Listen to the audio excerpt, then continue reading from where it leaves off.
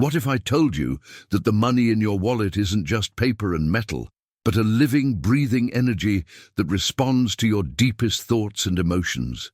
Most people wake up every morning believing they need to work harder, save more, or find the next big opportunity to achieve financial freedom. But what they don't realize is that they're fighting against invisible forces they can't even see.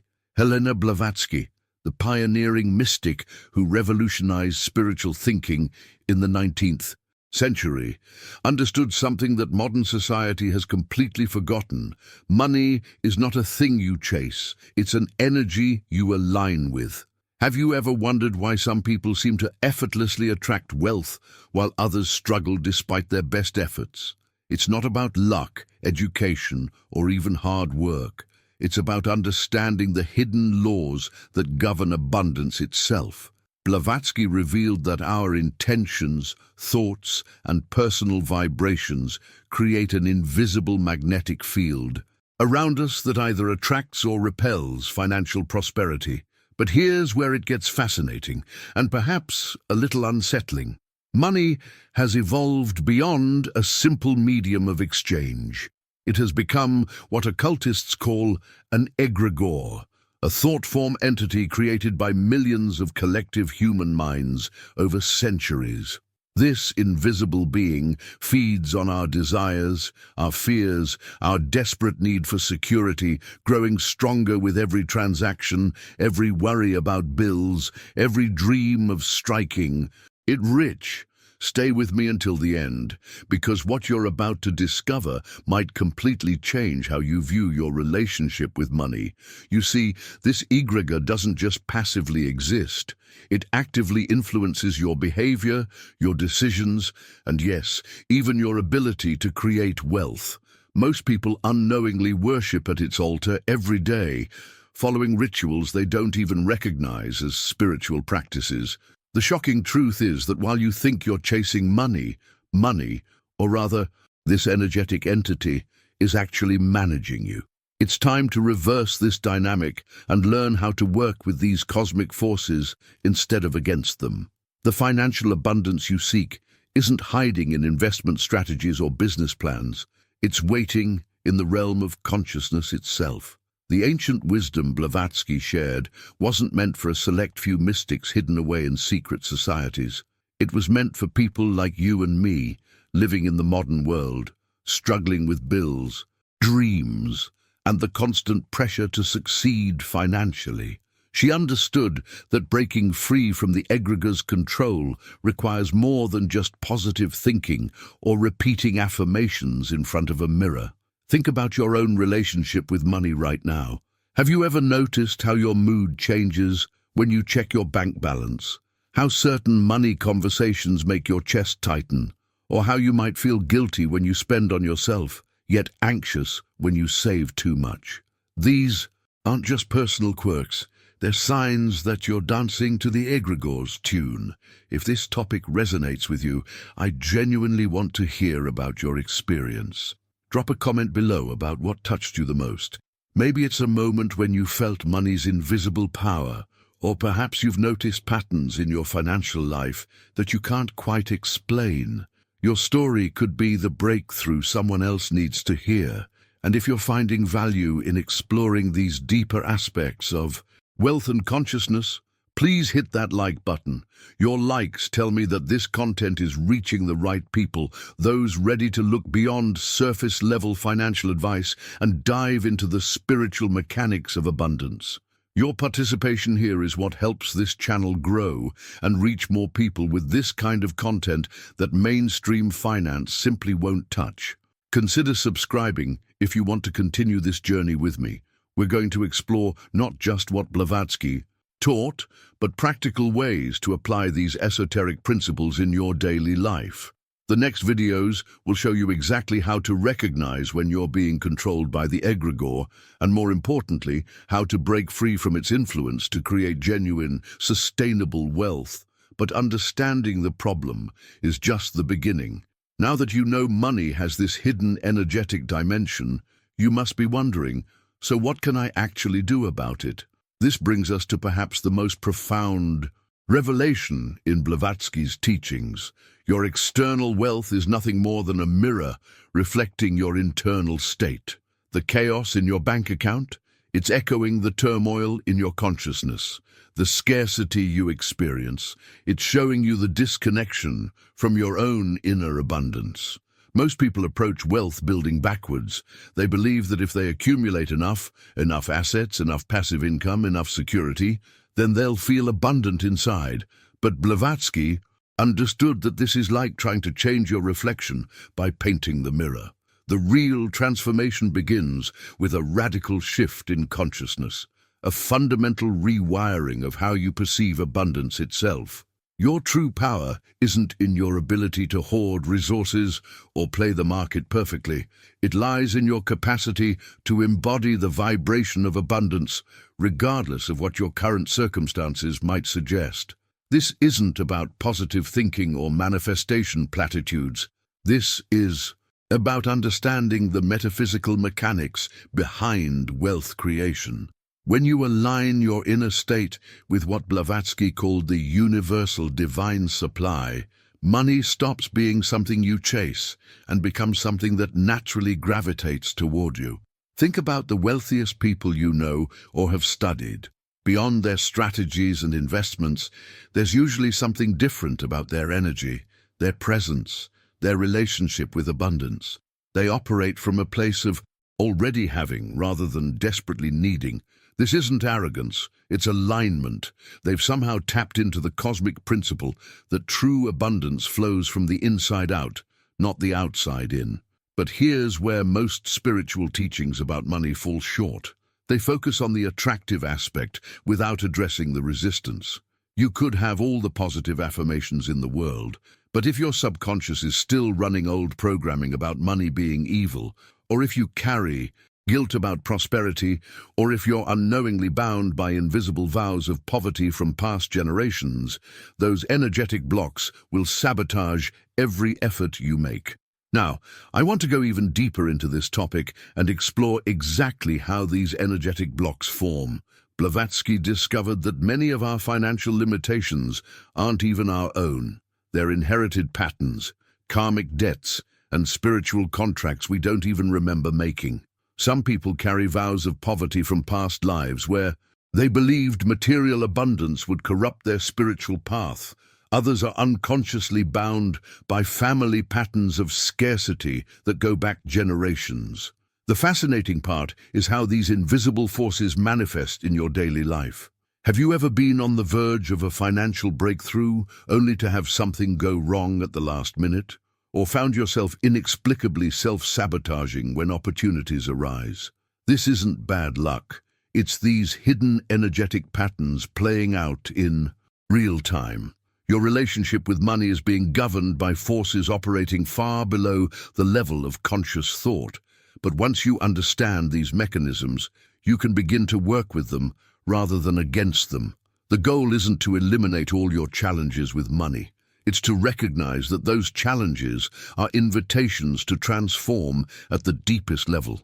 Every financial crisis, every moment of scarcity, every fear about your future is actually your soul's way of pointing you toward the areas that need healing and integration.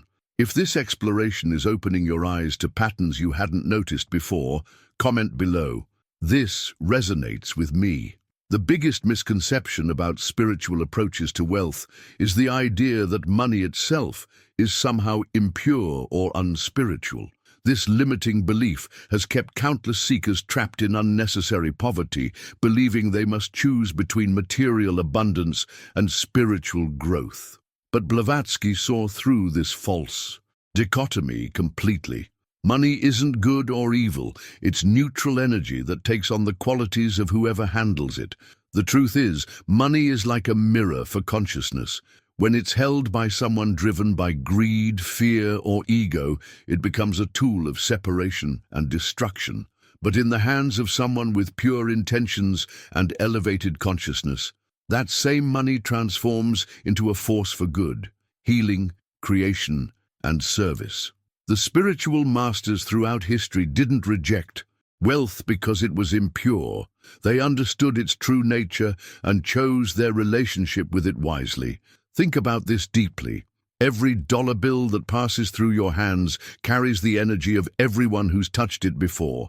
The anxious employee who received it as salary, the stressed parent who spent it on groceries, the greedy businessman who accumulated it without conscience. That energetic residue builds up, creating what we might call dirty money. Not dirty in a literal sense, but heavy with the vibrations of unconscious transactions. But here's the fascinating part. You have the power to cleanse that energy simply through your conscious awareness and intention. When you handle money with mindfulness, gratitude, and clear purpose, you're not just using currency. You're actually elevating its vibration. You're participating in a kind of energetic alchemy that transforms the base metal of unconscious exchange into the gold of conscious value creation. The great masters understood something profound. They neither chased money nor ran from it. They achieved what Blavatsky called transcendence, a state where they could interact with material wealth without being controlled by it. This didn't mean they were indifferent to money's practical uses. Rather, they saw it for what it truly is, a tool of manifestation, a way to move energy in the physical world, a means to serve a higher purpose. When you operate from this level of understanding, something magical happens. Money stops being your master and becomes your servant. You no longer make decisions based on fear of lacking it or desperate desire to get it. Instead, you make choices from a place of alignment with your highest values and deepest purpose.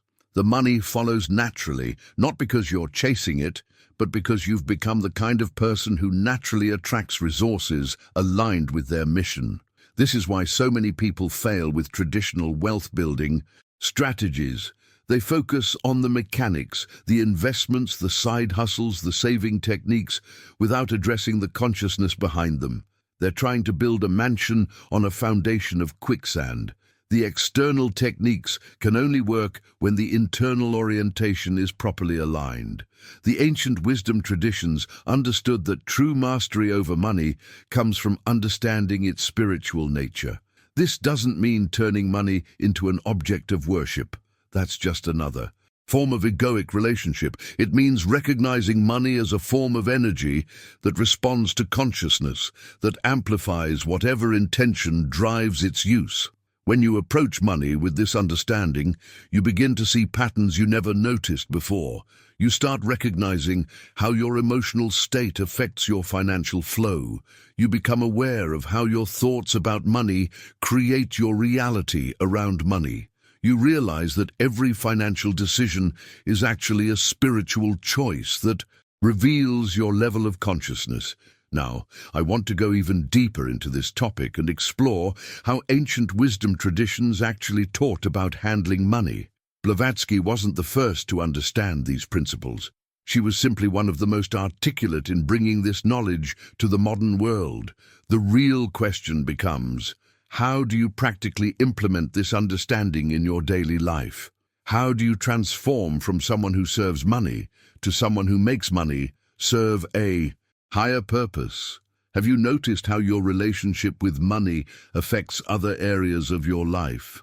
Drop a comment with just one word: awareness. The journey Blavatsky outlined wasn't just about manifesting more money. It was about finding that sacred middle path where you can break free from scarcity consciousness without falling into the seductive trap of materialism. This might be the most challenging spiritual journey of all, because wealth has this peculiar ability to both liberate and corrupt, often simultaneously. The most profound revelation in her teachings is how humans have collectively created value out of thin air. Think about it. A gold coin has power not because of the metal itself, but because millions of minds agree it has power.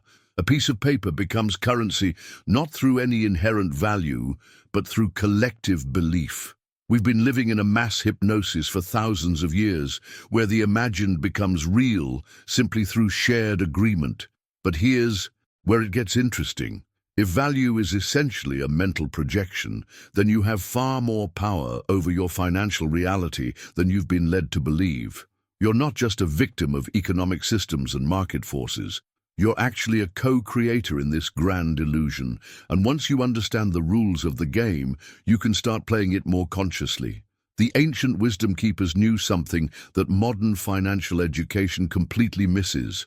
The power of money lies not in its accumulation, but in the consciousness that wields it. This is why some people can lose everything and rebuild quickly, while others can inherit millions and destroy it all. The difference isn't in knowledge or strategy, it's in the vibrational relationship they have with abundance itself. Breaking free from scarcity consciousness requires a complete paradigm shift. Instead of seeing money as a finite resource you must fight for, you begin to recognize it as a flow that can be increased or decreased based on your internal state. Instead of believing others must lose for you to gain, you realize that abundance operates on principles of expansion and multiplication. But the trap of materialism is equally dangerous, perhaps more subtle than scarcity. At least, when you're struggling financially, you know you have a problem to solve. When you're drowning in material possessions, the spiritual bankruptcy can creep up unnoticed. You might have everything you thought you wanted, yet feel hollow inside, using shopping or acquisition as a drug to fill an unfillable void. The path Blavatsky described requires incredible discernment, the ability to engage fully with the material world without being enslaved by it. This means you can appreciate quality, enjoy comfort, and create wealth, all while maintaining an inner detachment that keeps you free. It's like being an actor who fully embodies their role while never forgetting they're on a stage. What's fascinating is how this middle path actually accelerates your ability to create wealth. When you're not coming from desperation or greed, when you're not trying to prove something or fill a hole inside, money responds more readily. There's a relaxed confidence that comes from knowing abundance is your natural state, not something you need to earn or deserve. This understanding completely transforms how you make financial decisions. Instead of choosing based on fear of missing out or desperation to get ahead, you choose from alignment with your deeper values and purposes. Instead of seeing money as the goal, you recognize it as a means to express your highest self in the world.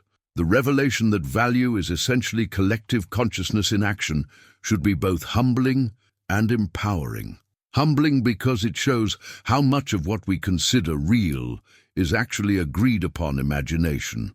Empowering because it reveals that you have more creative authority over your financial reality than you ever imagined. Now, I want to go even deeper into this topic and explore how this understanding can practically transform your relationship with money starting today.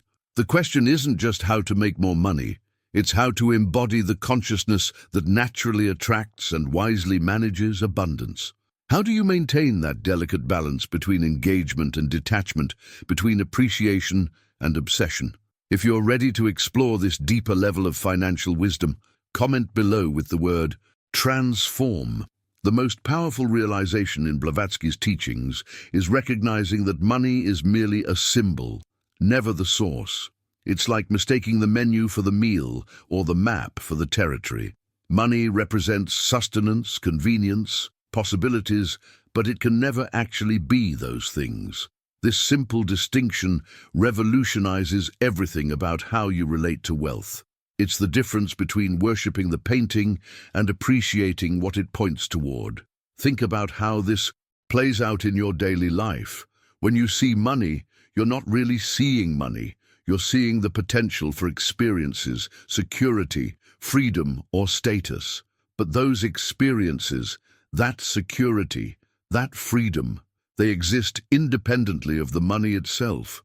Money is just one possible pathway to access them, not the only path, and certainly not the destination.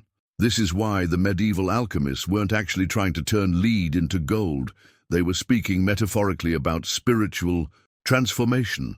The gold they sought was the purification of consciousness itself, the ability to transmute base desires into enlightened understanding. When they spoke of their great work, they were describing the process of refining the soul until it shines with its own inner light. The fire they used wasn't in their crucibles. It was the burning away of illusion, the conscious destruction of everything that kept them trapped in lower states of being. Every setback, every challenge, every moment of facing their limitations was another opportunity to add fuel to this transformative fire. They understood that true alchemy happens within, not in external laboratories. This metaphor applies perfectly to your relationship with money. The real work isn't accumulating external wealth, it's purifying your inner relationship with abundance. Every time you choose gratitude over greed, service over selfishness, trust over fear, you're engaged in financial alchemy. You're transmuting the lead of scarcity consciousness into the gold of abundant awareness. But here's what's truly fascinating. This inner work has direct, practical effects on your outer financial reality. When you operate from this deeper understanding, you naturally make better decisions. You spot opportunities others miss. You attract people who want to support your vision. You develop an intuitive sense for timing that seems almost magical, but is really just consciousness aligned with natural flow. The problem most people have is they're trying to solve financial challenges at the wrong level. They're working with symptoms instead of causes, effects instead of sources. They're polishing the mirror instead of changing what's being reflected. No amount of budgeting, investing, or side hustling can overcome a fundamental misunderstanding about the nature of wealth itself. When you truly grasp that money is symbolism, not substance, it frees you from so much unnecessary suffering. You stop taking financial ups and downs personally. You realize that your worth isn't measured by your net worth. You understand that temporary lack doesn't define permanent limitation. This isn't about being irresponsible with money. It's about maintaining proper perspective on what money actually is and isn't. The spiritual alchemy of wealth requires you to hold a paradox, fully engaging with the practical aspects of money while never losing sight of its symbolic nature. You learn to play the game skillfully without being played by it. You become fluent in the language of economics while remembering it's just one dialect of a much larger conversation about value, exchange, and human potential. This understanding completely transforms how you approach wealth creation. Instead of forcing outcomes through sheer effort, you begin to work with the principle of flow. You recognize that abundance has its own timing, its own rhythm, its own intelligence. Your job isn't to control every aspect, but to create the conditions where natural prosperity can emerge. The fire of consciousness that purifies your relationship with money isn't always comfortable. Sometimes it means facing uncomfortable truths about your motivations. Sometimes it requires releasing attachments you didn't even know you had. Sometimes it demands that you act from trust when every instinct screams for you to hold tight. But this inner fire is what transforms ordinary consciousness into golden awareness. When you begin to see money as symbolic rather than substantial, you also start noticing how everything in the material world is similarly symbolic. Your car isn't just transportation, it's a symbol of freedom, status, or security.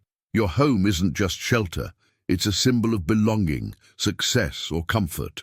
This recognition extends your understanding of value itself, showing you that almost everything you desire is really about what it represents to you.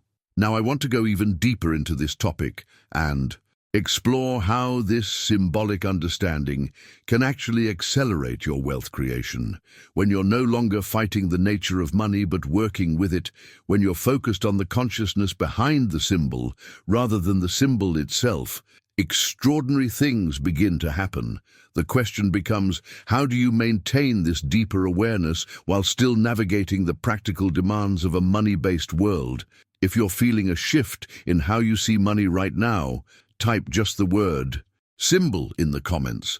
The most uncomfortable truth about money is how it acts like a psychological X-ray machine, revealing every unhealed wound and unresolved pattern with ruthless accuracy. When you really start paying attention to your relationship with money, you're not just looking at bank balances or spending habits. You're being shown a detailed map of your inner emotional landscape. Every financial decision you make, every reaction to money situations, every belief about wealth is actually a window into your soul's deepest needs and fears. When someone desperately hoards money, they're not just being frugal, they're likely trying to fill a deep sense of insecurity that has nothing to do with actual financial need. When someone spends compulsively, they're not just being irresponsible, they're often trying to buy something that money can never provide: self-worth, love, recognition, or emotional healing. The money is just the vehicle. The real issue is what's driving the car. This is why traditional financial advice often fails so spectacularly. You can give someone the perfect budget, the best investment strategy, or the most brilliant business plan, but if they haven't addressed the emotional patterns driving their financial behavior, they'll continue repeating the same cycles. It's like trying to grow healthy plants in toxic soil. No matter how perfect your watering schedule or fertilizer, the underlying environment will sabotage your efforts. Money has this uncanny ability to amplify whatever energy you bring to it. If you approach it from fear, scarcity thinking multiplies. If you approach it from greed, the need for more becomes insatiable. If you approach it from guilt or shame, those feelings compound with every dollar that passes through your hands. But here's the beautiful flip side. If you approach money from wholeness, gratitude, and clear intention, those qualities also get amplified. The surgical precision with which money reveals our inner state is actually a gift in disguise. It's forcing us to confront aspects of ourselves we might otherwise avoid. Every financial challenge becomes an opportunity for emotional healing. Every money success becomes a chance to practice healthy abundance. Money becomes a stern but compassionate teacher, showing us exactly where we need to grow. Consider how money triggers reveal our deepest wounds around security, power, and love. The person who panics when their emergency fund drops below a certain number might be reliving childhood experiences of instability. The individual who uses wealth to control others might be compensating for feelings of powerlessness from their past. The one who equates expensive gifts with affection might have learned that love must be earned or bought rather than freely given. These patterns become chains that bind us to repeating cycles of financial drama. We think we're dealing with money issues, but we're actually wrestling with much deeper, existential questions. Am I safe? Am I powerful? Am I loved? Am I worthy? Money becomes the arena where these fundamental questions get played out, often unconsciously, creating the same scenarios over and over until we finally wake up to the pattern. But what happens when you start recognizing these patterns, when you see how your financial life is a mirror reflecting your inner state? The first response is often resistance. It's easier to blame the economy, other people, or circumstances than to acknowledge our own unconscious programming. But this recognition is actually the beginning of true freedom. When you understand that your relationship with money is really your relationship with yourself, everything changes. You stop fighting external circumstances and start working with internal causes. You realize that lasting financial transformation requires inner transformation. You begin to see money challenges as invitations to heal and grow rather than problems to solve or avoid. The beauty of this understanding is that it puts the power back in your hands. You're no longer a victim of economic forces or other people's decisions. You become the conscious creator of your financial reality by becoming conscious of your inner reality. Every healed wound becomes a source of strength. Every resolved pattern becomes a pathway to prosperity. This doesn't mean the outer work isn't important. You still need practical skills, strategic thinking, and concrete actions. But when the inner foundation is solid, The outer work becomes much more effective. You make better decisions because they're coming from clarity rather than compulsion. You attract better opportunities because you're aligned with abundance rather than fighting against scarcity. Now, I want to go even deeper into this topic and explore how to actually do this inner work, how to heal the wounds that money reveals, how to transform the patterns that keep you stuck, how to use your financial life as a powerful tool for personal and spiritual development. The insights are one thing, but the practical application is where true transformation happens. If you recognize some of these patterns in your own relationship with money, drop a comment with the phrase "mirror work history" keeps showing us the same pattern, played out across centuries and cultures. Whenever civilizations begin worshipping money as an end rather than a means, they inevitably collapse from within. Babylon, Rome, various trading empires, they all made the same fatal error. They started believing that accumulating wealth was the ultimate purpose of human existence, and that belief rotted them from the inside out. What's fascinating is that it's never the absence of money that destroys these societies, it's the obsession with it. When money becomes the highest value, when every decision gets filtered through how much can we gain, something essential dies in the collective soul. Ethics become negotiable. Relationships turn transactional. People stop seeing each other as human beings and start seeing them as profit centers or obstacles to profit. But here's what Blavatsky understood that most people miss. The universe operates on completely different principles than our economic systems. While we've created a world where you supposedly get what you pay for, the cosmic order responds to what you are, not what you do. It's not about working harder, fighting more aggressively, or scheming more cleverly. The universe responds to vibration, to the energy you embody and emit. This is why some people can work themselves to exhaustion and barely stay afloat, while others seem to attract opportunities effortlessly.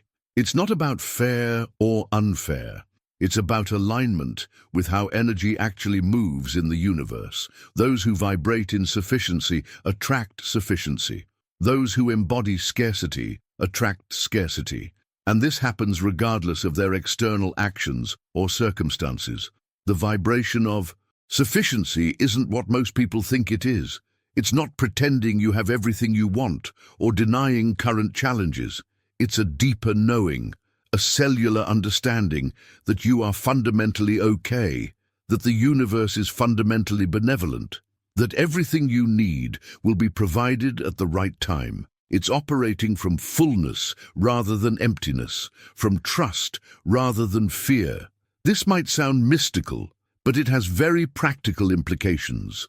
When you vibrate in sufficiency, you make different decisions. You don't take jobs that compromise your integrity out of desperation. You don't chase every opportunity out of fear you'll miss out. You don't hoard resources because you trust more will come. This creates space for better opportunities to emerge. The tragic irony is that the very people who most desperately want money often embody the energy that repels it. They vibrate with desperation, fear, and lack. They send out signals of, "I don't have enough, I'm not enough, I need to grab whatever I can get." And the universe, responding to that vibration, delivers more experiences of not having enough. Meanwhile, those who have learned to vibrate in gratitude and sufficiency, even when they don't have everything they want, find that money flows toward them more easily. They attract generous people, unexpected opportunities, and creative solutions to financial challenges. Their inner state of abundance manifests as outer abundance. But how do you shift from scarcity vibration to sufficiency vibration when you're actually struggling financially? This is where the work gets practical and profound. It's not about denying reality or forcing positive thoughts. It's about finding genuine sufficiency in what already exists while staying open to more. Maybe sufficiency means appreciating the meal you have rather than worrying about tomorrow's food. Maybe it's gratitude for the roof over your head instead of anxiety about next month's rent. Maybe it's recognizing the wealth of relationships, experiences, and small daily pleasures that don't show up on a balance sheet but make life rich anyway. The civilizations that fell didn't understand this principle. They kept thinking more was always better, that there was never enough, that they had to take from others to have for themselves. They operated from a scarcity paradigm that created exactly what they feared: not enough for anyone. But you have access to a different way of being. You can embody the understanding that abundance is not about having everything you want, but about fully appreciating and utilizing what's already present. This shift in vibration doesn't just change your bank account, it changes your entire experience of life. The universe is incredibly generous, but it gives to those who are good receivers, not good beggars. A good receiver is someone who can hold abundance without being corrupted by it, who can accept gifts without feeling obligated, who can flow with resources without clinging to them. This is the vibration that magnetically attracts wealth. Now, I want to go even deeper into this topic and explore exactly how to cultivate this vibration of sufficiency in daily life. The principles are one thing, but the practice is where transformation happens. How do you train yourself to embody abundance when your external circumstances seem to contradict it? How do you maintain this energy consistently enough to see real results? If you've experienced moments where things seemed to flow more easily when you weren't forcing them, share with us. Flow state. Long before humanity developed complex economic systems, our ancestors understood something profound about the nature of value that we've almost completely forgotten. They didn't see gold as currency. They saw it as a direct manifestation of divine energy in physical form. To the ancient Egyptians, gold wasn't just a precious metal. It was literally the flesh of their sun god. Ra, a piece of solar consciousness condensed into matter that you could hold in your hands. The Incas called gold the sweat of the sun, recognizing it as the physical precipitation of celestial energy. They never used it for buying and selling, because to them, that would have been like using pieces of divinity as pocket change. Can you imagine their horror at seeing how we treat gold today, melting it down for jewelry, trading it on volatile markets, hoarding it in vaults where it serves no spiritual purpose? These ancient civilizations intuitively understood that gold possessed a unique energetic frequency that resonated with higher states of consciousness. They believed that handling gold properly could actually raise your vibrational level, connecting you more directly with cosmic forces. This wasn't superstition. They were recognizing something about the relationship between matter and consciousness that quantum physics is only beginning to understand. What's fascinating is that this sacred approach to gold created societies with very different relationships to wealth. When you see gold as divine energy rather than economic power, you naturally develop reverence rather than greed. You become a steward rather than an owner. You understand that you're temporarily caring for something that ultimately belongs to the cosmos itself. This perspective completely transforms how you interact with money and resources. Instead of seeing them as objects to be accumulated, you begin to recognize them as energy to be circulated. Instead of hoarding, you naturally want to share, knowing that holding too tightly to divine energy creates stagnation. Instead of using wealth to dominate others, you use it to elevate and support. The ancient wisdom keepers knew that gold's true power wasn't in its rarity or durability, but in its ability to connect the material and spiritual realms.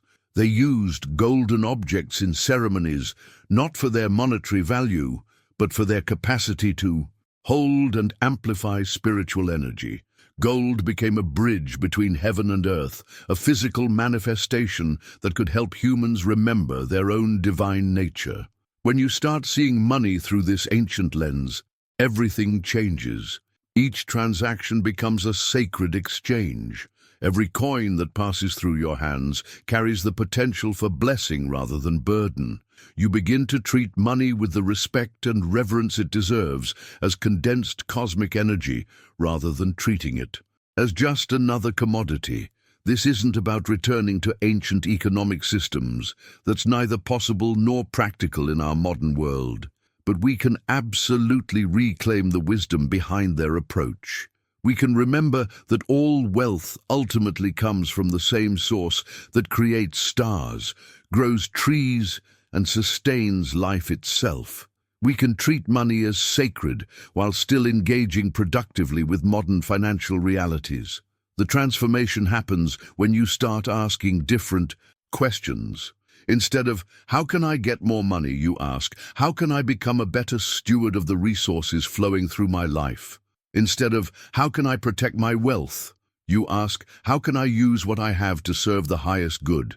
Instead of seeing money as power over others, you see it as responsibility for collective well-being.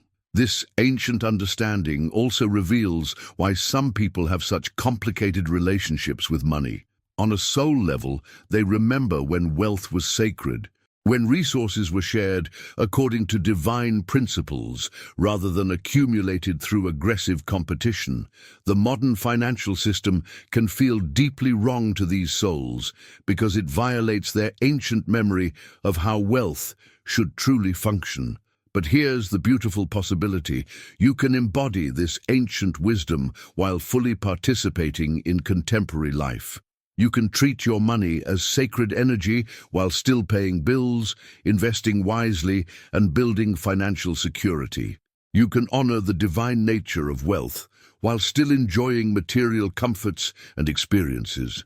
The key is maintaining conscious awareness of what money really represents. When you remember that every dollar carries within it the same creative force that powers the sun, every financial decision becomes an opportunity for spiritual practice. When you recognize that all wealth is ultimately borrowed from the universe and will return to it, you hold everything more lightly. When you see money as crystallized divine energy, you naturally want to use it in ways that honor its true source. Now, I want to go even deeper into this topic and explore how to practically integrate this ancient wisdom into your modern financial life. How do you maintain this sacred perspective while navigating mortgages, investments, and daily expenses? How do you honor the divine nature of money while still building tangible wealth? How do you become a bridge between these ancient truths and contemporary necessities? If this ancient perspective on money is awakening something in you, please comment "Sacred Exchange." Understanding the egregore of money is perhaps the most crucial insight for anyone seeking true financial freedom. This isn't just another theory about economics. This is about recognizing that humanity has collectively created a living, breathing entity through our thoughts, emotions, and beliefs about money. For generations, billions of people have fed their fears, desires, and anxieties about wealth into a massive psychic structure that now operates almost independently of our conscious control. Imagine every worry about paying bills, every desperate desire for more money, every fear of poverty, every jealous thought about someone else's wealth. All of these emotions and thoughts don't just disappear. They combine, accumulate, and form something that occultists call an egregor. It's like a massive battery charged by human psychic energy, and this battery now powers many of the financial systems that govern our world. This egregore manifests through the very structures we live within, the banking systems that seem designed to keep people in debt, the credit mechanisms that turn necessity into profit, the investment markets that run on fear and greed. These aren't just human-designed systems, they're expressions of a collective thought form that has gathered so much energy it can influence reality at a massive scale. The egregore shapes how money moves, how wealth is distributed, and how people relate to financial resources. But here's where it gets really interesting and a bit unsettling. We've unknowingly created modern sacrificial rituals that feed this entity. Think about it. People sacrifice their time, their relationships, their health, their values, all to serve this god of money. The corporate culture that demands you work 60-hour weeks, the consumerism that promises happiness through purchase, the debt systems that keep people tied to jobs they hate. These are all modern altars where human life force is offered to the egregore. The most tragic part is that this sacrifice is often unconscious. People think they're just being practical, just doing what they need to survive, just following the way things work. But energetically, they're feeding a system that grows stronger with every anxious thought about money, every compromise of values for financial gain, every sleepless night spent worrying about wealth. The egregore feeds on contrast, both the desperation of those who lack money and the obsession of those who have it. The billionaire checking stock prices obsessively is feeding it just as much as the person panicking about rent. The energy of attachment, whether to having or not having, strengthens this collective entity. It doesn't care whether you love money or hate it. Strong emotions about money all contribute to its power. This explains why so many well-intentioned financial strategies fail. You can have the best budget, the smartest investment plan, the most detailed financial goals, but if you're still unconsciously connected to this collective fear-based entity, it will find ways to sabotage your efforts. Your subconscious mind, influenced by this massive egregore, will create situations that maintain the familiar pattern of struggle. Breaking free from this entity's influence requires more than just changing your personal thoughts about money. It requires understanding that you're dealing with a collective force that has been building momentum for centuries. But the beautiful thing is that once you recognize this egregore for what it is, you can begin to withdraw your energy from it. You can stop feeding it with your fears, your desperations, your unconscious participation in financial dramas. This awakening process often feels lonely at first because so few people understand what you're seeing. Most people are completely unconscious of their participation in feeding this entity. They experience its effects. The constant money stress, the never-enough feeling, the way financial concerns dominate their thoughts. But they don't realize they're part of creating and maintaining it. The path to freedom involves consciously choosing not to participate in the egregore's emotional demands. When financial fear arises, instead of feeding it with more anxious thoughts, you observe it without getting caught in it. When money opportunities appear, instead of grabbing at them desperately, you evaluate them from a centered place. When others around you are caught in financial drama, instead of joining the energy, you maintain your own peaceful relationship with abundance. This doesn't mean being passive or irresponsible with money. It means engaging with financial reality from a place of conscious choice rather than unconscious reaction. It means making decisions from clarity rather than from the emotional charge that the egregore thrives on. It means becoming aware of when you're being pulled into the collective financial anxiety and choosing a different response. The most powerful act of rebellion against this egregore is living in genuine gratitude for what you already have while staying open to more. This starves the entity of the fear energy it needs while aligning you with the natural flow of abundance that exists beyond artificial financial systems.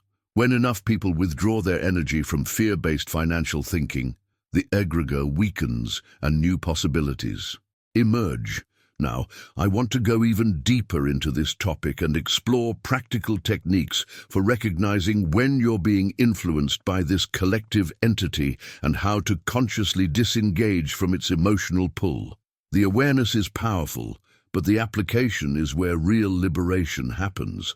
How do you maintain this higher perspective when everyone around you is caught in the financial egregore's web?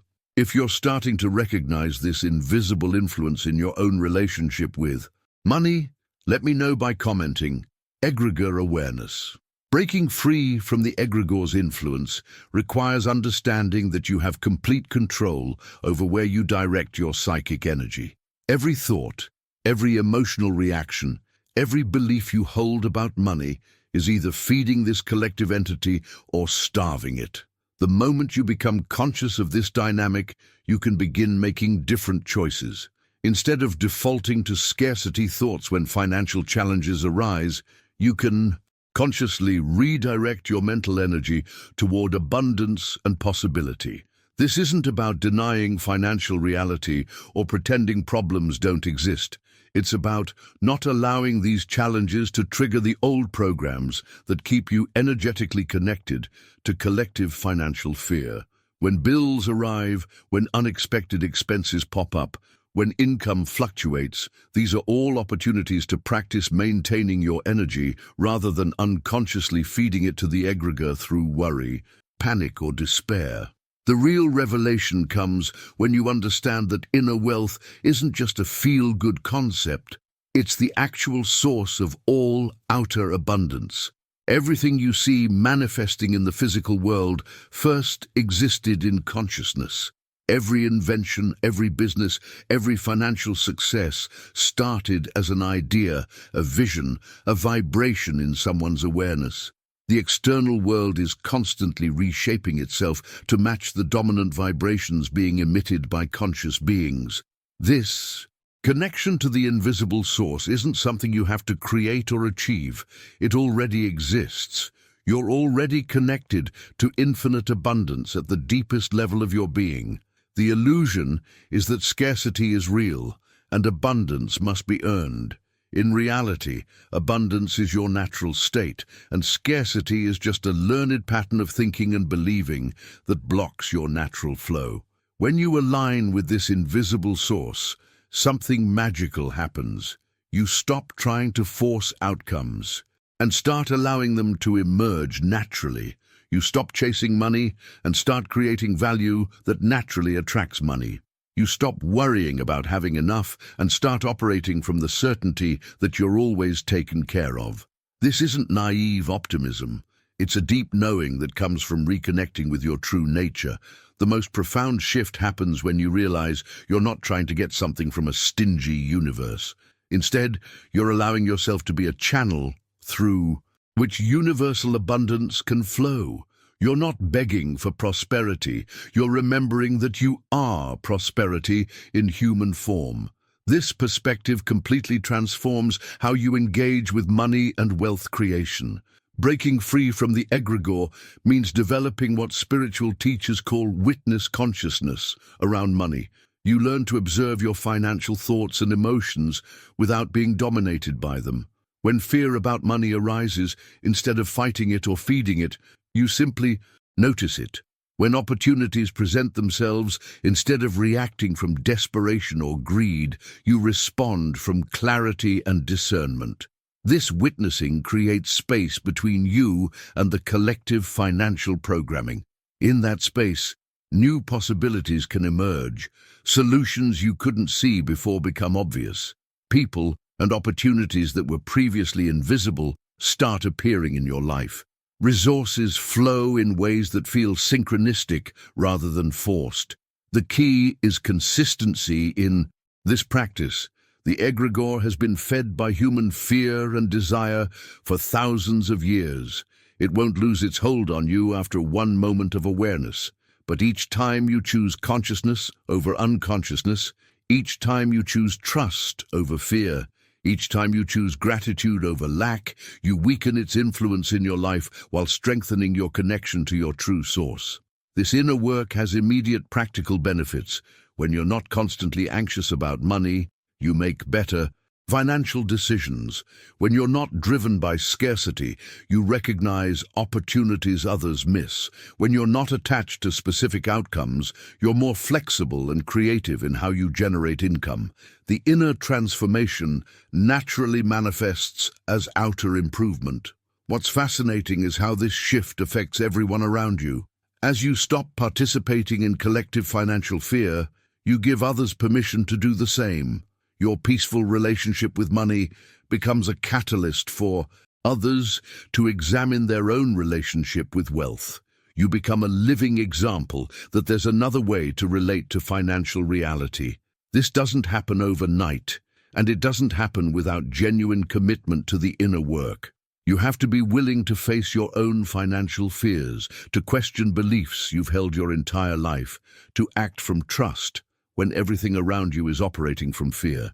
But the freedom that comes from this liberation is worth every moment of discomfort in the process.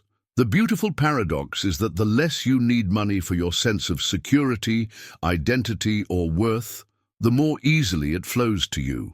The less emotionally charged your relationship with money becomes, the more magnetism you develop for abundance. The more you operate from inner fullness, the more the universe reflects that fullness back to you in material form. Now, I want to go even deeper into this topic and explore specific practices for maintaining this higher vibration around money. How do you stay centered when everyone around you is caught in financial drama? How do you trust this inner source when your bank account seems to say otherwise? How do you consistently choose consciousness over the egregor's pull? If you've experienced moments where inner peace led to unexpected financial solutions, share with us. Inner source. The sacred spring at the core of your being has been flowing since the moment you were born, yet most people spend their entire lives searching for water everywhere except within. This internal fountain of abundance doesn't depend on external circumstances, economic conditions, or even your personal efforts. It flows according to its own eternal rhythm, waiting patiently for you to stop looking outside and remember where the real source has always been.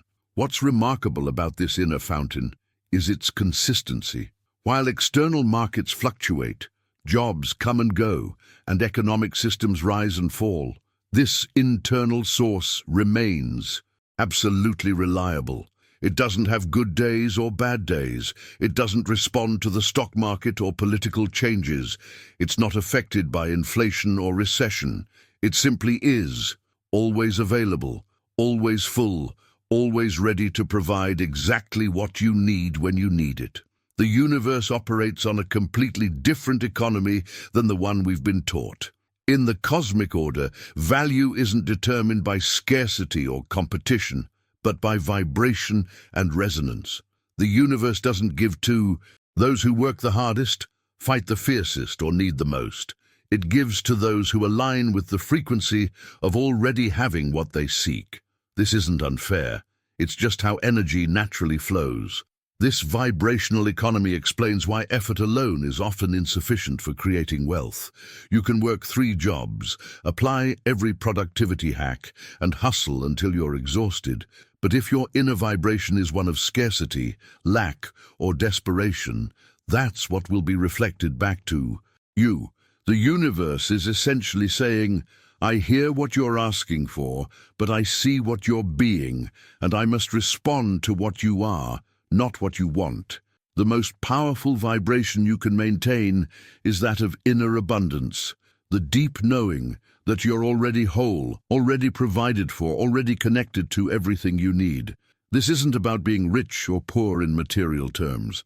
It's about recognizing that your essential nature is abundance itself.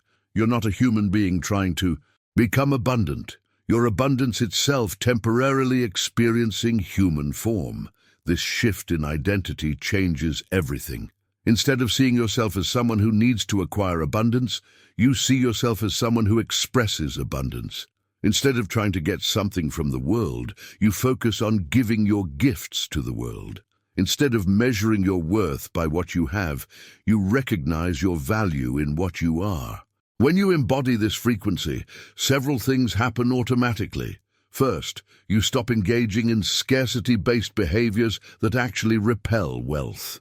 You stop making desperate decisions, clinging to money, or competing for resources.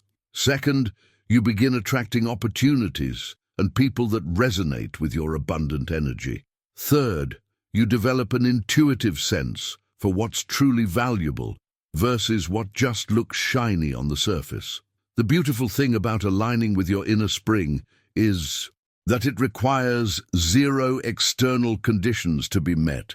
You don't need to wait until you have enough money to feel abundant. You don't need to wait until your career takes off to embody prosperity. You don't need to wait until your circumstances improve to connect with your inner source.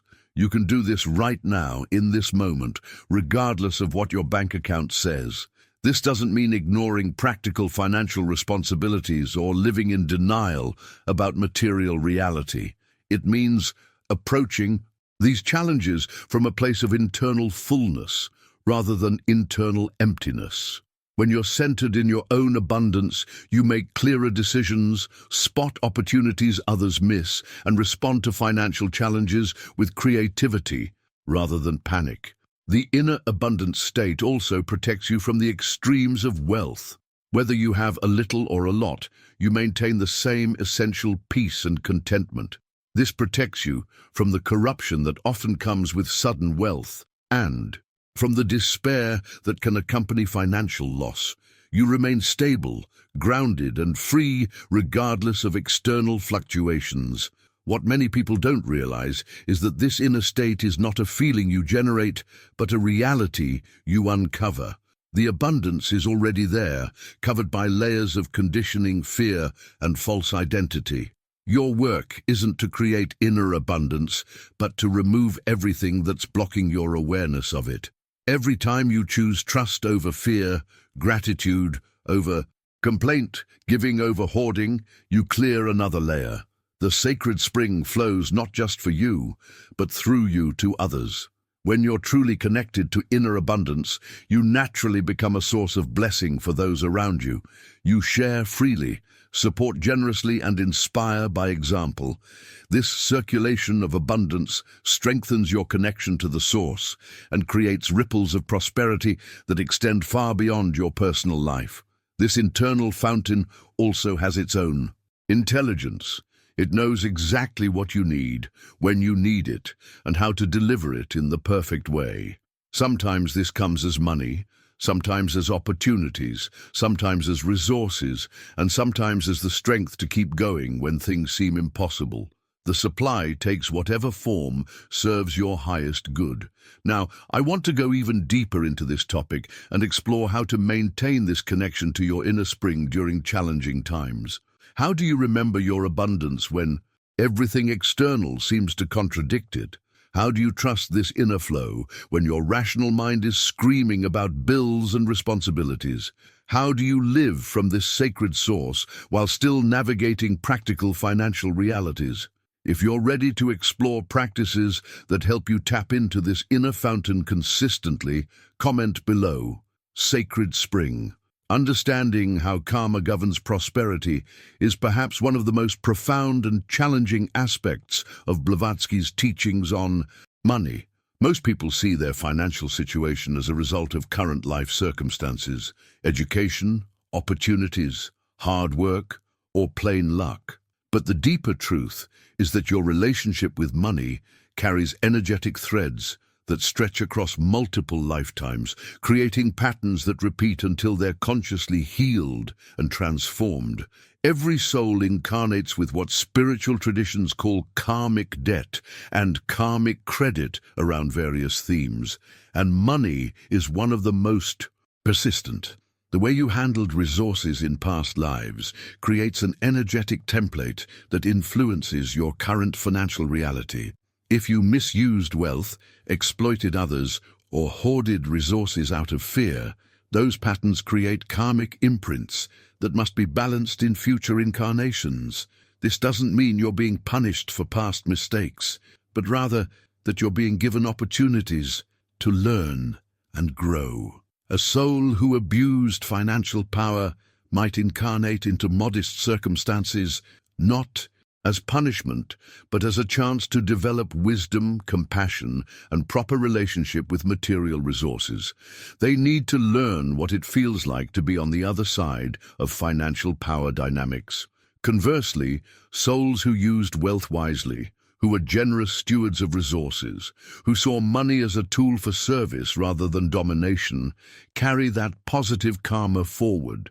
They often find that abundance flows to them more naturally, not because life is easier, but because they've already learned the spiritual lessons that money teaches. Your current financial patterns are like an X-ray of your soul's history with material resources. Do you constantly struggle with money despite being capable and hardworking? You might be carrying forward patterns of financial trauma from past lives. Do you feel deep anxiety about spending even small amounts? Perhaps you experienced devastating financial loss that created an energetic fear pattern. Do you feel guilty about wanting or having money? You might be carrying religious or spiritual programming from lifetimes when wealth was seen as corrupting. The fascinating thing about financial karma is how precisely it manifests. If you cheated people out of money, you might find yourself being cheated. If you used financial power to control others, you might find yourself controlled by those with financial power. If you lived in extreme scarcity, you might have unconsciously vowed to never be poor again, creating an unhealthy obsession with accumulation.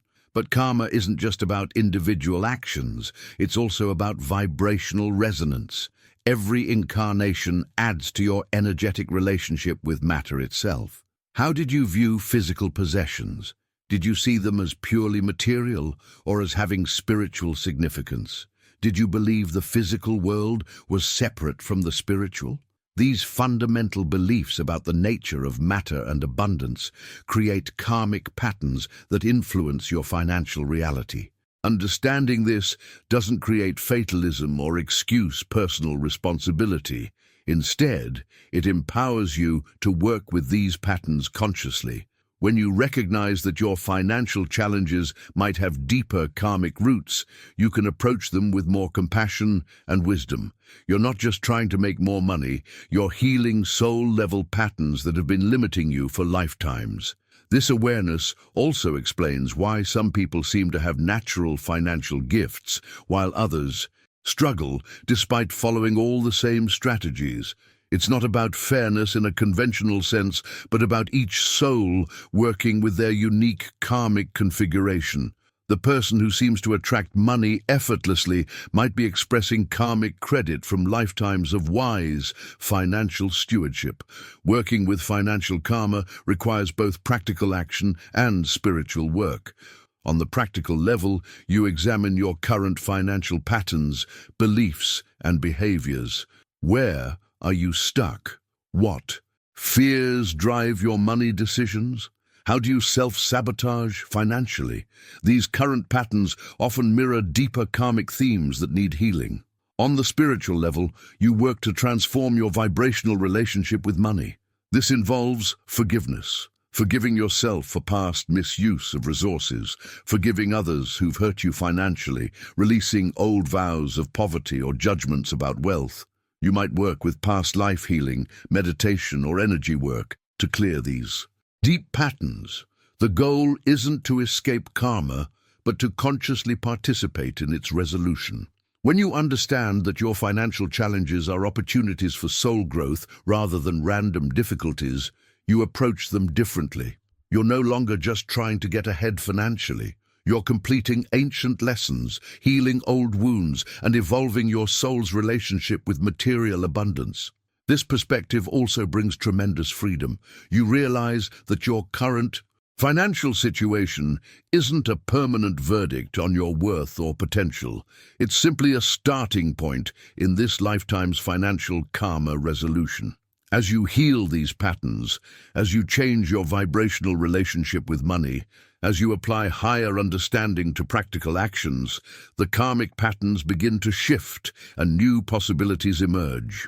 Now, I want to go even deeper into this topic and explore how to work consciously with financial karma. How do you identify your unique karmic patterns around money? What specific practices can help you heal these ancient wounds? How do you transform negative financial karma into positive momentum in this lifetime? If you sense that your money patterns might have deeper roots than current circumstances, share with us. Karmic patterns. The relationship between thought and material manifestation isn't just mystical theory. It's a fundamental law of how the universe operates. When your thoughts become truly purified, stripped of doubt, contradiction, and emotional turbulence, they transform into focused vibratory waves that begin rearranging the very fabric of reality around you. This isn't metaphorical, it's literal physics on a quantum level that science is only beginning to understand. Most people's thoughts about money are like muddy water, clouded with fear, mixed with hope, contaminated with past experiences, and constantly shifting between want and rejection. These muddled thoughts create chaotic vibrations that attract equally chaotic results. But when thought becomes clear, consistent, and aligned with truth, it develops magnetic properties that draw matching circumstances into your experience with almost mathematical precision. Purified thought isn't positive thinking or wishful fantasy. It's thought that has been refined through understanding, tempered by wisdom, and aligned with universal law. It's thought freed from the emotional charge of desperation or the mental noise of constant second-guessing. When you think about abundance from this purified state, you're not hoping or wishing, you're commanding reality to organize itself according to a higher pattern. The process of purifying your thoughts about money requires first recognizing how contaminated they currently are. Most of us carry a cocktail of contradictory beliefs. We want money but feel guilty about wanting it. We believe abundance is possible but expect lack. We think positively while feeling negatively. These internal contradictions create static in our vibrational field, preventing clear transmission of our true desires. The law that thoughts create reality operates with absolute precision, but it responds to the totality of your thinking, not just your conscious intentions.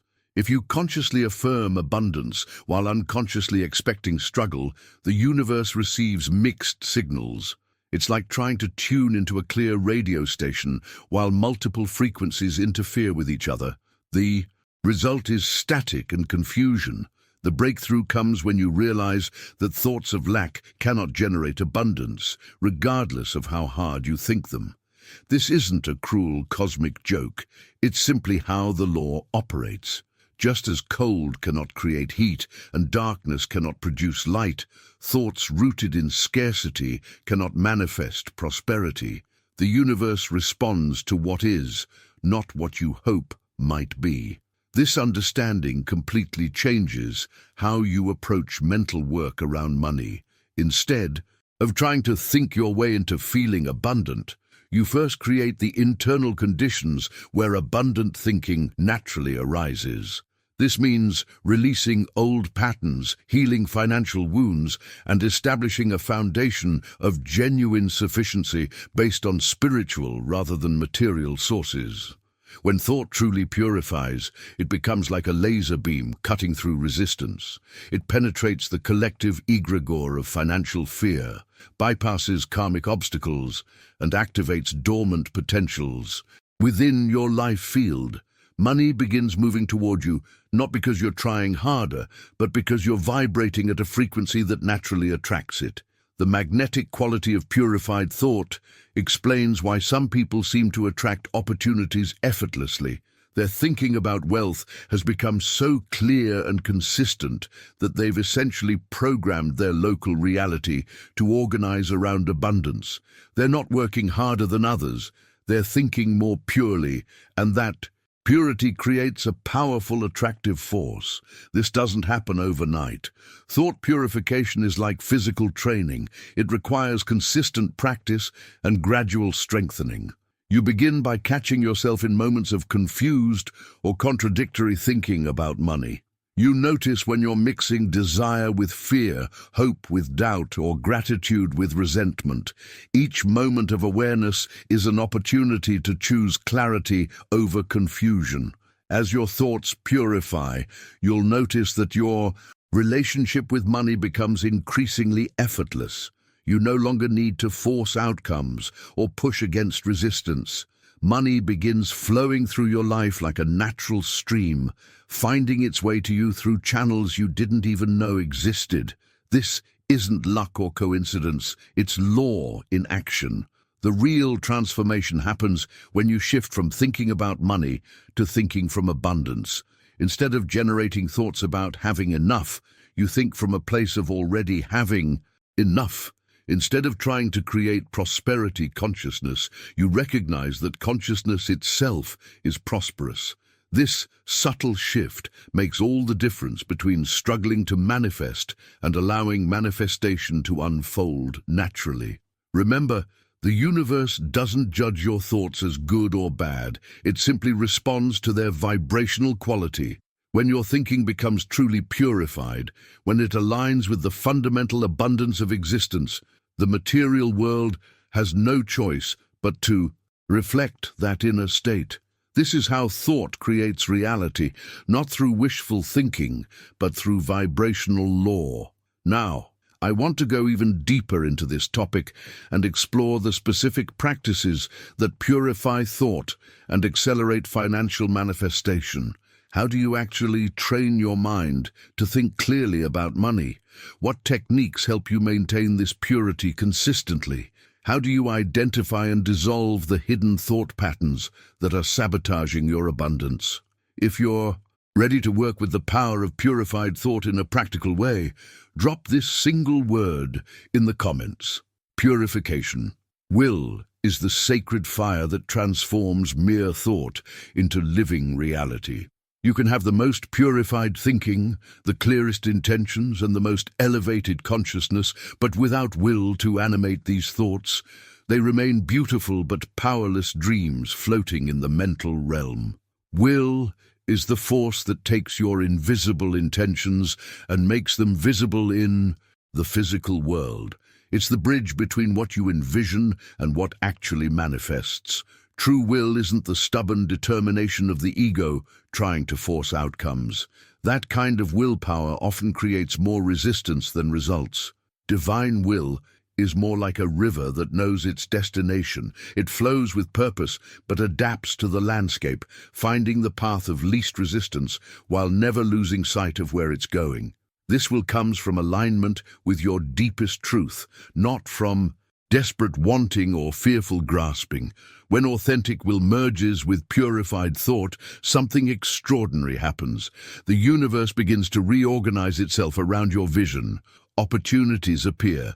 People enter your life at exactly the right moment. Resources become available just when you need them. This isn't coincidence. It's the natural response of reality to focused, aligned will backed by genuine spiritual authority. But often, even the strongest will encounters invisible obstacles that seem to sabotage every effort toward abundance.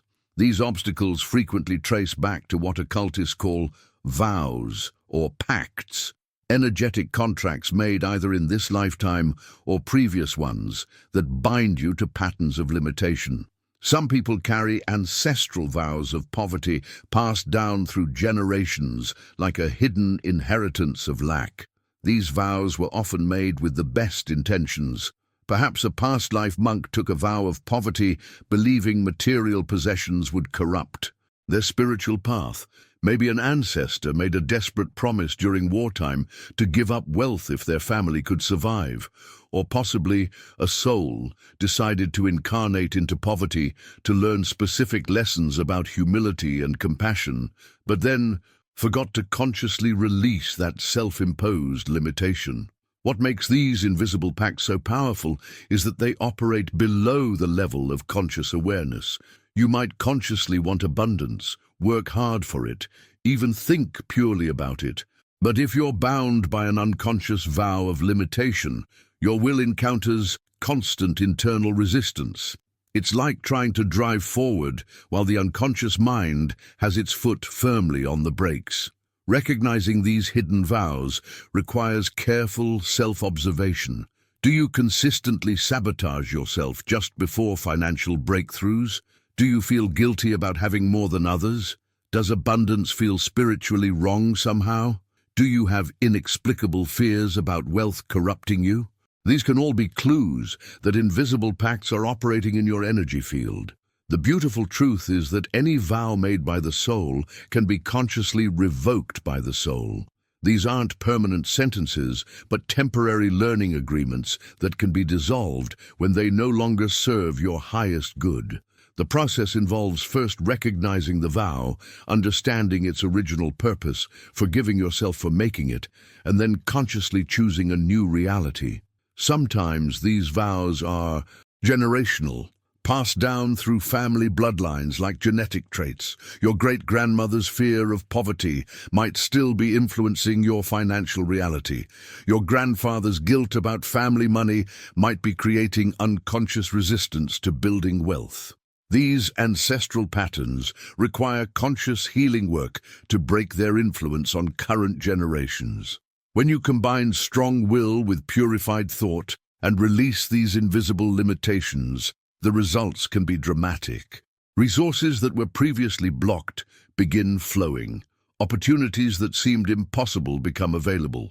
People who can help your vision become reality start appearing in your life. The external world finally has permission to reflect your internal abundance. The key is understanding that will without wisdom can be destructive.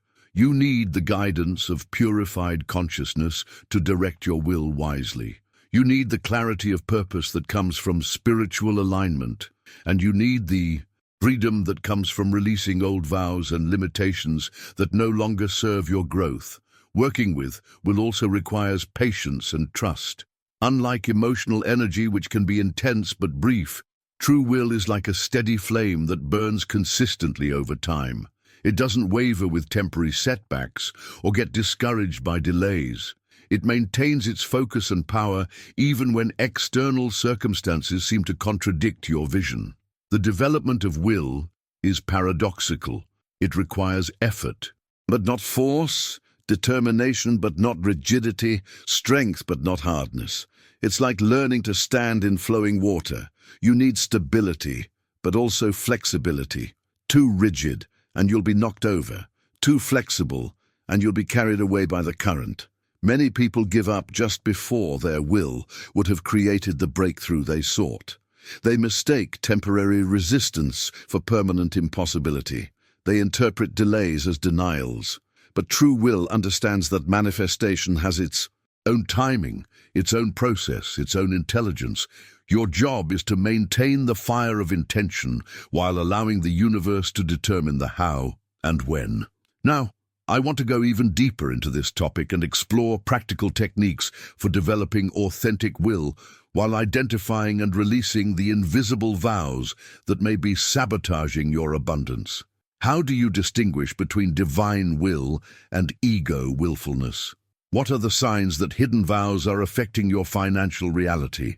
How do you consciously revoke these ancient limitations and activate your true manifestation power?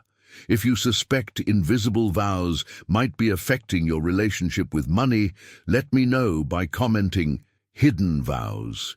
The process of revoking these hidden spiritual contracts isn't like canceling a subscription. It requires deep soul work and genuine understanding of why these agreements were made in the first place. These vows were created with powerful emotional and spiritual energy, often during moments of extreme crisis, spiritual devotion, or intense suffering. To dissolve them, you need to meet them at the same level of depth and sincerity with which they were created. The first step is recognizing that these contracts exist at all. Most people go through their entire lives unconscious of these invisible agreements, wondering why their financial efforts seem to hit an invisible ceiling or why they consistently sabotage themselves just as abundance begins to flow. The clues are often subtle but persistent. A nagging guilt about money, an inexplicable fear of becoming wealthy, or a pattern of financial self-destruction that defies logical explanation. Once you identify a potential vow, the healing process begins with compassion rather than judgment. That past life monk who vowed poverty wasn't misguided. They were trying to protect their spiritual integrity in a time when wealth often corrupted souls. Your anxious ancestor who made desperate financial promises wasn't weak. They were trying to save their family during impossible circumstances. Understanding the original positive intention behind these vows is crucial to releasing them with grace. The revocation process involves several stages. First comes acknowledgement, openly recognizing that this vow exists and has been affecting your life. Then comes understanding, truly grasping why it was made and what purpose it served. Next is forgiveness, both for yourself, for making the vow, and for any circumstances that led to its creation. Finally comes the conscious choice to release it and create new agreements that serve your current spiritual evolution. As you clear these invisible limitations, money begins to function as what Blavatsky called an initiatic test, a spiritual examination that reveals exactly what aspects of your consciousness still need refinement. Money has this unique ability to expose every hidden fear, unhealed wound, and unconscious pattern with ruthless precision. When abundance starts flowing, it shows you what you do with power, how you handle responsibility, and whether you can maintain your spiritual center while engaging with material reality. This initiatic quality of money explains why some people crumble when they finally achieve wealth. The money itself isn't the problem, but it amplifies existing spiritual imbalances. If someone has unresolved power issues, money exacerbates them. If they struggle with self-worth, abundance can trigger deep insecurities. If they fear losing love, wealth might trigger behaviors that actually push people away. The test isn't about how much money you can accumulate, but about how money affects your inner state. Can you remain centered when abundance flows? Can you maintain humility when wealth arrives? Can you keep your heart open when power increases? Can you stay connected to your higher purpose when comfort tempts you toward complacency? These are the real questions that money, as an initiatic force, asks of every soul. What makes this test particularly challenging is that it's often disguised as practical financial decisions. Every choice about how to earn, spend, save, or invest money is actually a spiritual examination. Are you making decisions from fear or trust? Are you prioritizing short-term gain or long-term wisdom? Are you considering only yourself or the highest good of all involved? Money forces these spiritual questions into practical, immediate reality. The beautiful aspect of recognizing money as an initiatic test is that failure doesn't mean exclusion from abundance. It means another opportunity to learn and grow. Each financial challenge becomes a chance to practice spiritual principles. Each monetary decision becomes an opportunity to demonstrate evolved consciousness. Each abundance flow becomes an invitation to maintain spiritual equilibrium while navigating material reality. Those who pass these tests don't become wealthy through manipulation or exploitation. They attract abundance because they've proven they can handle it consciously. They've demonstrated that wealth won't corrupt them, that power won't intoxicate them, that comfort won't make them complacent. They become trusted vessels for the universe's resources because they've shown they'll use these gifts wisely. The process requires constant vigilance and honesty. You must be willing to see your own shadows when money illuminates them. You must be humble enough to acknowledge when you're failing the test and wise enough to learn from these failures. You must be authentic enough to admit when money triggers your ego and strong enough to choose consciousness over compulsion. This doesn't mean you have to be perfect to deserve abundance. The initiation is about growth, not perfection. It's about choosing consciousness more often than not, about learning from mistakes rather than repeating them, about using each financial experience as an opportunity for spiritual advancement rather than just material gain. The ultimate goal isn't to escape the initiatic nature of money, but to welcome it as a powerful tool for spiritual development. When you embrace money as a teacher, rather than resisting it as a temptation or obstacle, your entire relationship with wealth transforms. You stop seeing financial challenges as problems and start seeing them as precisely what you need for your next level of spiritual growth. Now, I want to go even deeper into this topic and explore specific techniques for passing these initiatic tests. How do you maintain spiritual equilibrium when money flows? What are the key indicators that you're progressing spiritually through your financial experiences? How do you use money as a conscious tool for both personal growth and service to others? If you're ready to embrace money as a spiritual teacher rather than fear it as a spiritual threat, share this with us. Initiatic path. The guardian of the threshold is an ancient esoteric concept that every sincere seeker encounters on their spiritual journey. This isn't a literal being, but rather a symbolic representation of the challenges that arise when we attempt to transcend our current limitations. And nowhere does this guardian appear more persistently than through our relationship with money. It uses financial circumstances as a precise instrument to reveal exactly what aspects of our consciousness still need redemption, what shadows we haven't faced, what attachments we haven't released. This guardian doesn't appear to punish or prevent spiritual growth, quite the opposite. It serves as a compassionate mirror, showing us with perfect clarity what we must heal to reach the next level of consciousness. Through financial challenges and successes alike, it reveals our fears about security, our hunger for power, our confusion about worth, our resistance to change. Every financial crisis and every unexpected windfall becomes a precisely calibrated test of our spiritual development. The key insight that Blavatsky emphasized is that true prosperity doesn't require avoiding money or retreating from material life. The path isn't about rejection, but elevation. Not escaping wealth, but transforming the consciousness that engages with it. The guardian challenges us to prove we can dance with abundance without being seduced by it, to handle scarcity without being crushed by it, to use power without being corrupted by it. Most people try to pass the guardian's test by playing it safe, avoiding both extreme wealth and extreme poverty, keeping money at arm's length because they fear what it might do to them spiritually. But this middle ground approach misses the point entirely.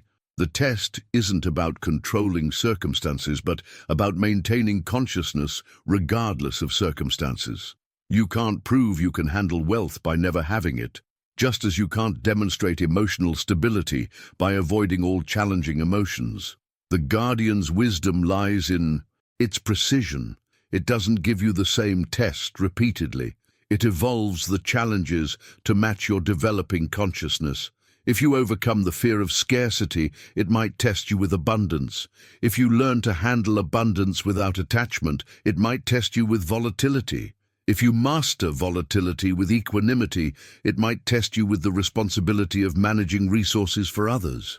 Each encounter with this guardian through money reveals layers of consciousness you hadn't even known existed. You discover attachments hiding in the deepest corners of your psyche.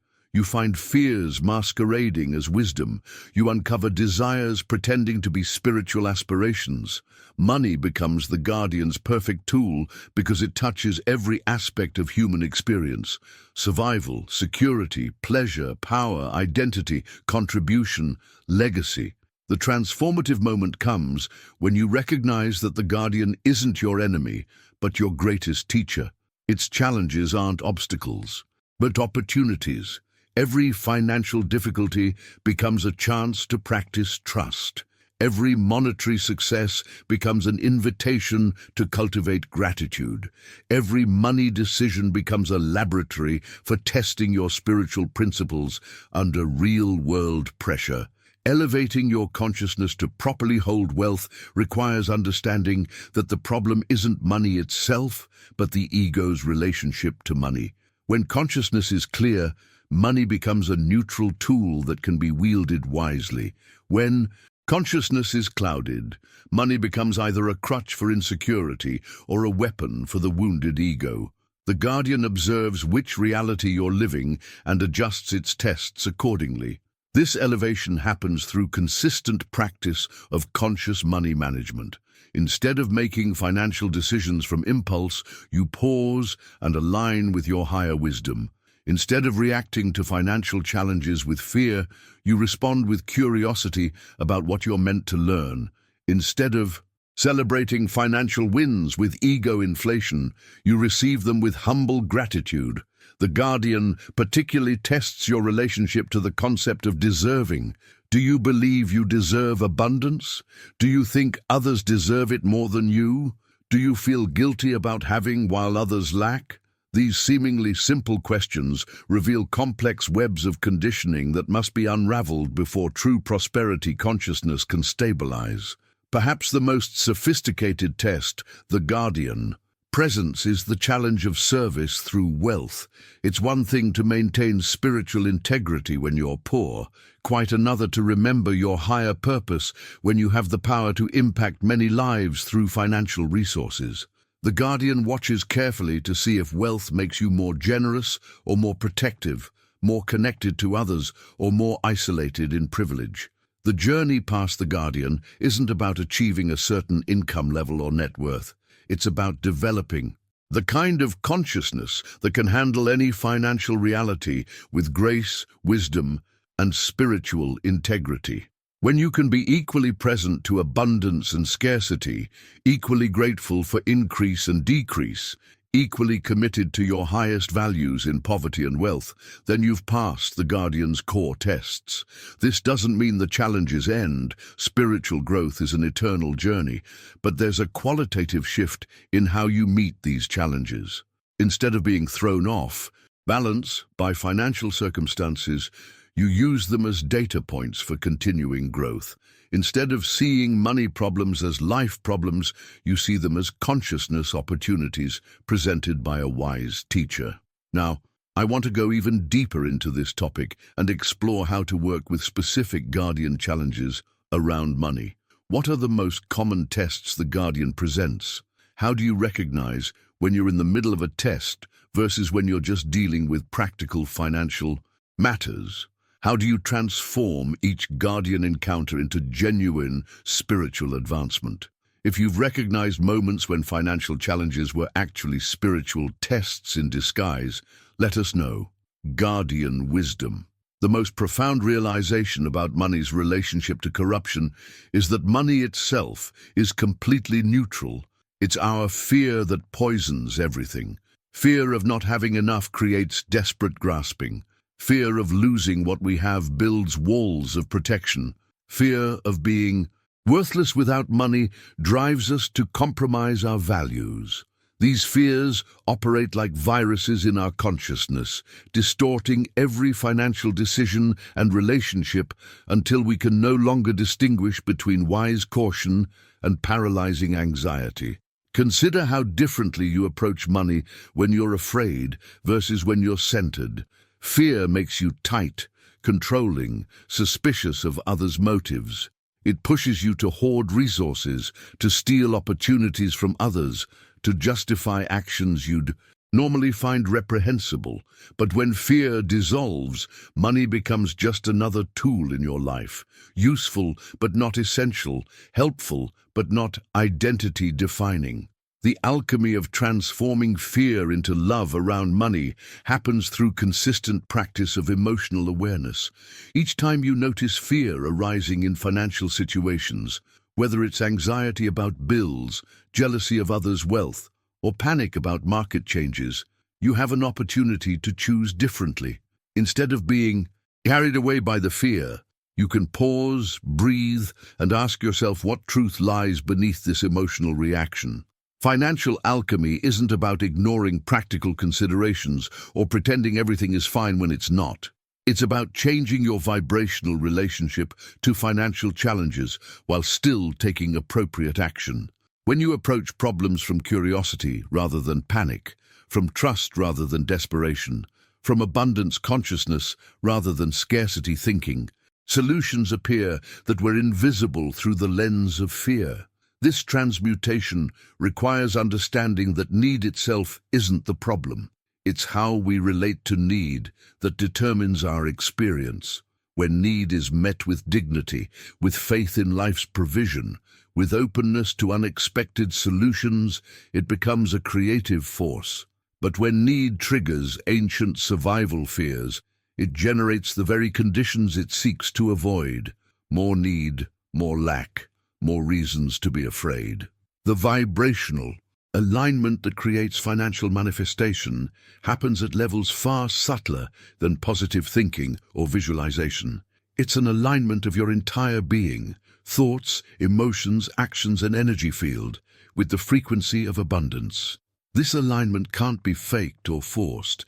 It emerges naturally when you've done the inner work to clear fear, heal trauma, and remember your essential wholeness. One of the most powerful practices in financial alchemy is gratitude for what's already present, even in the midst of challenges. This isn't about pretending problems don't exist, but about recognizing that life is sustaining you right now, that you have exactly what you need in this moment, that intelligence greater than your conscious mind is orchestrating experiences for your growth. The transformation accelerates when you realize that every financial challenge is asking you to evolve. Scarcity challenges you to find security within rather than without. Abundance challenges you to maintain humility and wisdom. Volatility challenges you to develop trust in the midst of uncertainty. Each situation is perfectly designed to strengthen specific aspects of your consciousness. Working with financial alchemy requires patience with the process. Unlike mechanical cause and effect, vibrational law operates through quantum leaps and synchronicities. You might work on inner alignment for weeks with no visible change, then suddenly opportunities appear, resources flow in, or solutions emerge that perfectly match your inner state. The external world takes time to reorganize around new internal realities.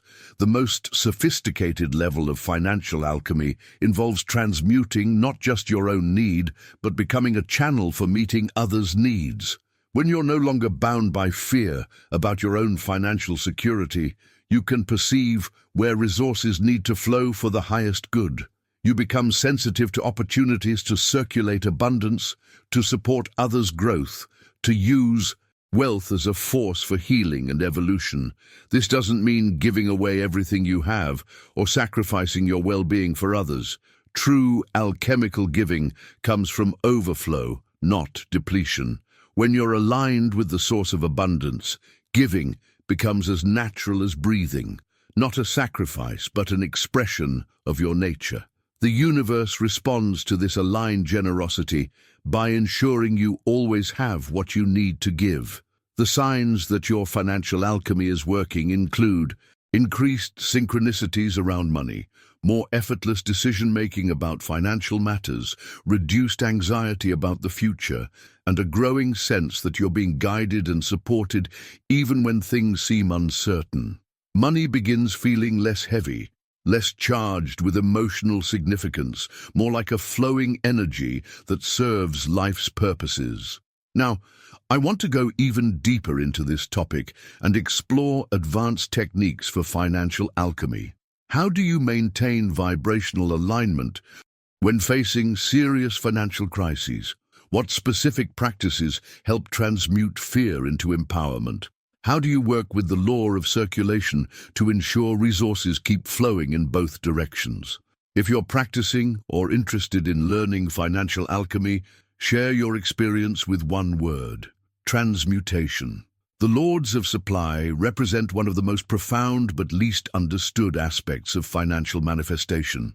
These aren't literal beings sitting on golden thrones, but rather intelligent cosmic forces that govern how resources flow throughout the universe. Think of them as the invisible managers of abundance, ensuring that everything and everyone receives exactly what they need according to greater patterns of growth and harmony. These spiritual hierarchies operate according to laws far more sophisticated than our economic systems. While human economics is based on scarcity, competition, and control, the cosmic economy functions through abundance, cooperation, and flow. The Lords of Supply don't hoard or withhold. They distribute resources based on vibrational readiness, karmic balance, and spiritual purpose. What's fascinating is that these forces respond not to desperation or demand, but to alignment and service. When you're truly aligned with your highest purpose, when your intentions are pure, And when you're committed to using resources for the greater good, you begin resonating with these cosmic managers. They start recognizing you as someone who can be trusted with abundance because you won't hoard it or misuse it.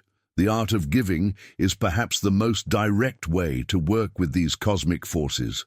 But this isn't about obligation-based charity or guilt-driven donation. True giving comes from joy, from overflow, from recognizing that everything you have is temporary and meaningful only when it's flowing. When you give from this space, you're essentially telling the universe that you trust in infinite supply. The multiplication effect of conscious giving is one of the most reliable spiritual laws, yet it's often misunderstood. People think they need to give money to get money, but the law is far more nuanced. What you give is energy, love, attention, time, wisdom. The universe responds with whatever form of abundance you most need. Sometimes that's money, sometimes it's opportunities, sometimes it's the removal of obstacles. The circulation that giving activates is like starting a flywheel. Once it gains momentum, it takes less effort to maintain. But you have to give that first push without knowing how the universe will respond. This requires faith not in a particular outcome, but in the fundamental generosity of existence itself. Every act of authentic giving increases your capacity to receive, not because you earn it, but because you prove you can handle the flow. The unexpected paths through which abundance returns are often the most magical part of this process. You might give anonymously to charity and receive an unexpected job offer. You might help a stranger and have a business opportunity appear through a completely different connection. The universe is far more creative than our linear minds in arranging these returns. Working with the lords of supply requires developing what might be called cosmic consciousness around money. You begin to see yourself as a steward rather than an owner, as a channel rather than a destination. This doesn't diminish your prosperity, it actually enhances it. Because you're aligning with forces that command resources beyond anything individual effort could achieve. This cosmic perspective transforms how you approach financial planning. Instead of just considering market trends and personal strategies, you start asking deeper questions. How can I align with the greater good? What is my unique contribution to the world's well-being? How can I use my resources to serve life's highest purposes? These questions open channels that purely self-centered planning keeps closed. The lords of supply also respond to gratitude in profound ways. When you truly appreciate what you already have, you're essentially acknowledging the cosmic intelligence that provides it. This appreciation creates a vibrational match for more abundance to flow. But it has to be genuine gratitude, not manipulative thankfulness designed to get more. Understanding these spiritual hierarchies also helps explain why some people seem to attract money effortlessly while others struggle despite equal effort. It's not about fairness in a human sense, it's about vibrational alignment with cosmic principles. Those who naturally embody service, gratitude, and conscious circulation find themselves in harmony with the forces that distribute abundance. The beauty of this understanding is that it's accessible to everyone. You don't need special credentials or mystical abilities to work with these cosmic forces. You just need sincerity, consistency in spiritual practice, and genuine commitment to using resources wisely. The lords of supply are always ready to recognize and support those who demonstrate readiness for greater responsibility. Now, I want to go even deeper into this topic and explore the practical implications of working with these cosmic forces. How do you recognize when you're in alignment with the lords of supply? What are the signs that your giving is creating genuine circulation? How do you maintain this cosmic perspective while dealing with everyday financial realities? If you feel called to work more consciously with these invisible managers of abundance, share this phrase: cosmic alignment. The ancient temples weren't just architectural marvels. They were sophisticated energy machines designed to activate dormant abundance consciousness within humans. Unlike our modern financial institutions that deal with external accumulation, these sacred spaces worked with the internal principles that naturally generate prosperity. They understood that true wealth comes from awakening something already present in the human soul, not from gathering resources from outside. These temples were positioned on precise energetic points of the earth, places where invisible currents of cosmic energy naturally converged. When initiates entered these charged environments, their consciousness would automatically begin aligning with abundance frequencies. The very stones, the geometric proportions, the harmonic resonances created by chanting and ritual, everything combined to remind the soul of its inherent connection to universal supply. The sacred codes taught in these temples weren't complicated formulas, but elegant principles that reconnected people with natural law. They learned that abundance isn't something you have to earn through suffering or acquire through struggle. It's your birthright as a cosmic being temporarily having a human experience. The codes simply cleared away the accumulated layers of conditioning that blocked this remembrance. What modern people often miss is that these ancient systems weren't primitive superstitions, but sophisticated technologies for consciousness transformation. Every ritual, every symbol, every practice was precisely calibrated to activate specific states of being that naturally magnetize prosperity. They didn't just teach concepts, they created direct experiences of abundance consciousness. The inner kingdom that these teachings pointed toward isn't metaphorical, but represents actual psychic territory that can be conquered and claimed. This conquest isn't violent, but involves gently reclaiming psychological space that's been occupied by fear, doubt, and limitation. As you clear these occupying forces and establish sovereignty over your inner realm, divine treasure begins flowing through you like water through a clean channel. This process of becoming a pure channel for cosmic wealth requires understanding the difference between being a container and being a conduit. Containers try to hold on to what flows through them, creating blockages and stagnation. Channels allow energy to pass through freely, trusting that the source is unlimited and flow will continue. The more freely you let wealth flow through you, the more readily it appears. The inner kingdom isn't governed by the economics of scarcity, but by the physics of abundance. In this realm, giving doesn't deplete you. It expands your capacity to receive. Sharing doesn't diminish your wealth. It multiplies it. Serving others doesn't sacrifice your well-being. It enhances it. These paradoxes confuse the logical mind, but become self-evident truths once you experience them directly. Working with these principles requires remembering that you are not separate from the source of abundance, but are an expression of it.